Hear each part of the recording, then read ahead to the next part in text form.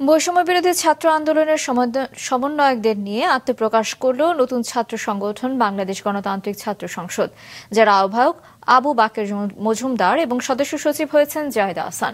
শীর্ষ কয়েকটি পদ সহ ঘোষণা করা হয়েছে ঢাকা বিশ্ববিদ্যালয়ের আংশিক কমিটি। তবে এই সংগঠনে পদবঞ্চিত করার অভিযোগে বিক্ষোভ করেছেন বেসরকারি বিশ্ববিদ্যালয়ের একদল শিক্ষার্থী।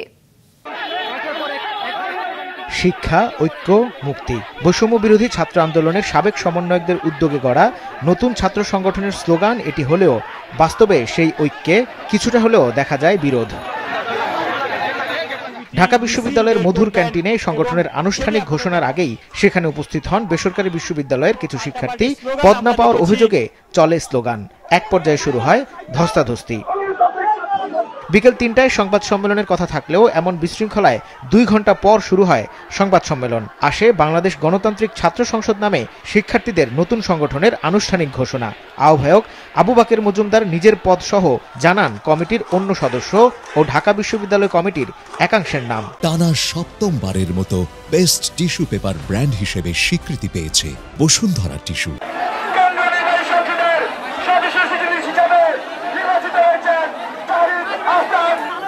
বিশ্ববিদ্যালয় সংসদের সদস্য সচিব হিসেবে নির্বাচিত হয়েছেন ঢাকা বিশ্ববিদ্যালয় মেধাবী শিক্ষার্থী মহির আলম।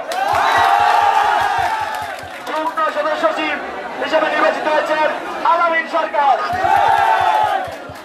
বাংলাদেশ গণতান্ত্রিক ছাত্র সংসদ ঢাকা বিশ্ববিদ্যালয় সংসদের মুখ্য সংগঠক হিসেবে নির্বাচিত হয়েছেন আসিফ আল ইসলাম।